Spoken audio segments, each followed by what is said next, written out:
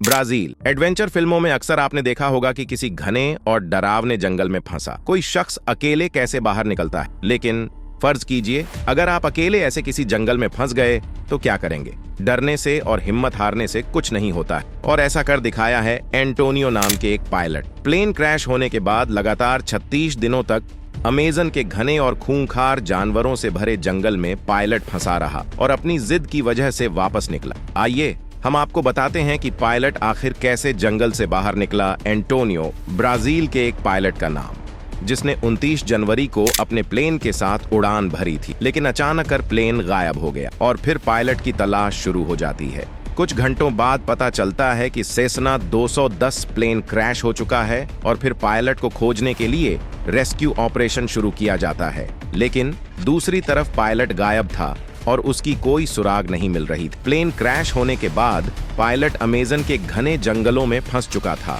और उसके पास कोई ऐसा साधन नहीं था जिससे वो बाहरी दुनिया से संपर्क साध पाता। अकेला पायलट भूखा प्यासा, हिम्मत हारता तो मौत के मुंह में जाता। मगर पायलट एंटोनियो ने हिम्मत नहीं हारी और उसने अमेजन के घने जंगल से निकलने के लिए रास्ता खोजना शुरू कर दिया।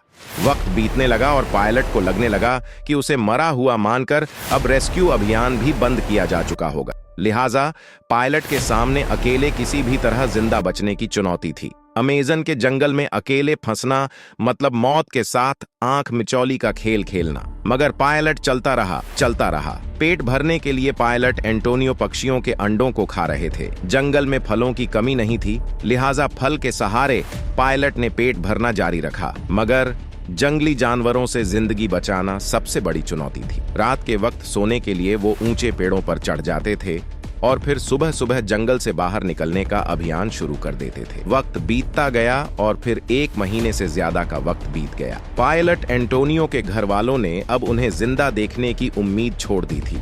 करीब 30 दिनों के बाद जाकर पायलट एंटोनियो ने जंगल में कुछ लोगों को देखा। जंगल में कुछ लोगों को देखने के बाद पायलट एंटोनियो खुशी के मारे पागल हो गए। जंगल के अंदर ये लोग चेस्टनट इकट्ठा करने आए थे, जिसके बाद पायलट एंटोनियो ने अपने ऑफिस में संपर्क साधा और फिर पायलट एंटोनियो को जंगल से जिंदा रेस्क्यू किया गया।